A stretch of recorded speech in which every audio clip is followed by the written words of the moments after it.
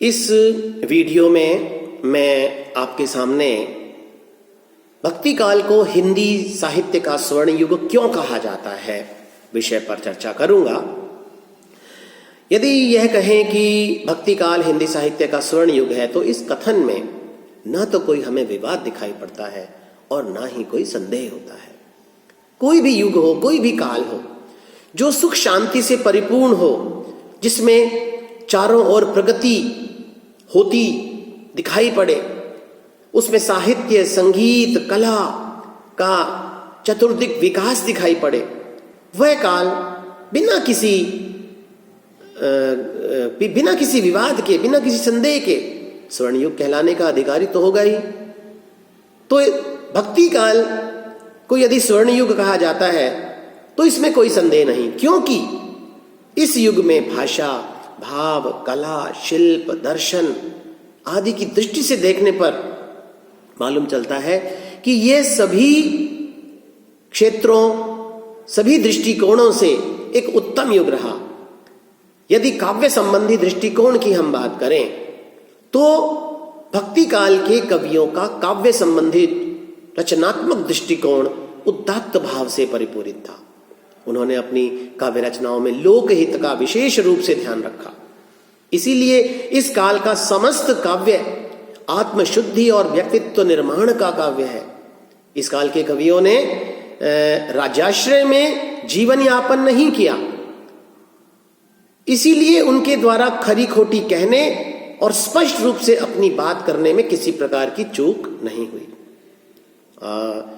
जब कुंभन दास को सीकरी से बुलावा आया तो उन्होंने साफ कह दिया, संतन कहा सीकरी सो काम, आबत जात पन्हैया टूटी, बिसरी गयो हरि नाम, संतन कहा सीकरी सो काम।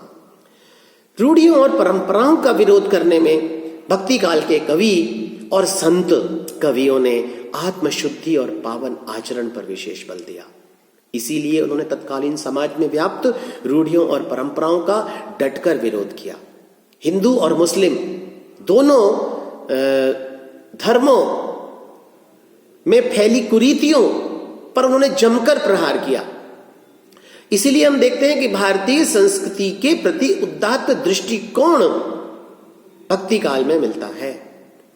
यह कहें कि भक्ति काल भारतीय संस्कृति का उत्थान काल है तो इसमें भी कहीं कोई अतिशयोक्ति नहीं है।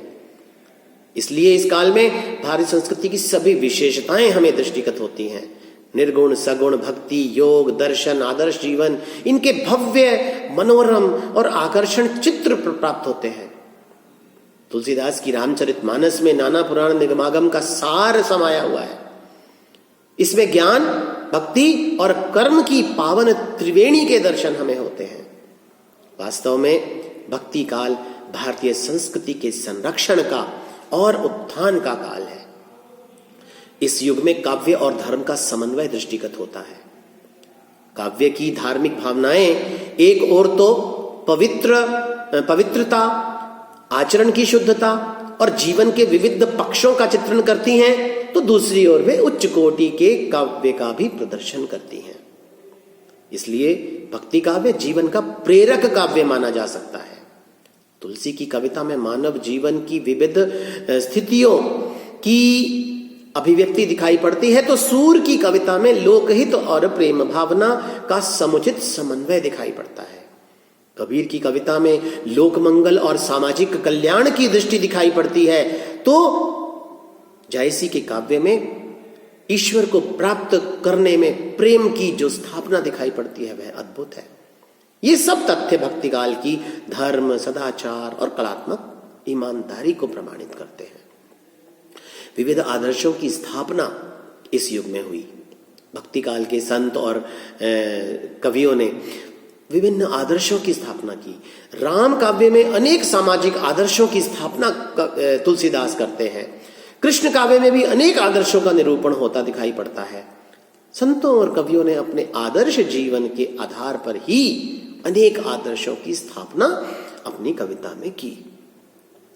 कला पक्ष और भाव पक्ष के समन्वय की दृष्टि से देखें तो निश्चय ही ये काल स्वर्णयुग था। भक्ति काल कवियों ने पूर्ववर्ती और समकालीन दोनों ही प्रकार की शैलियों में काव्य रचना की। इस काल के काव्य में अवधि और ब्रज दोनों का प्रयोग होता है।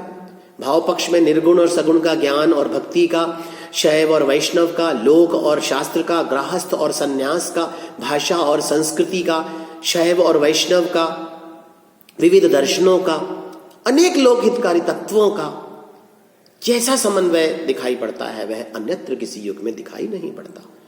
इस प्रकार कला पक्ष और भाव पक्ष की दृष्टि से भी सुंदर समन्वय इस युग में हुआ।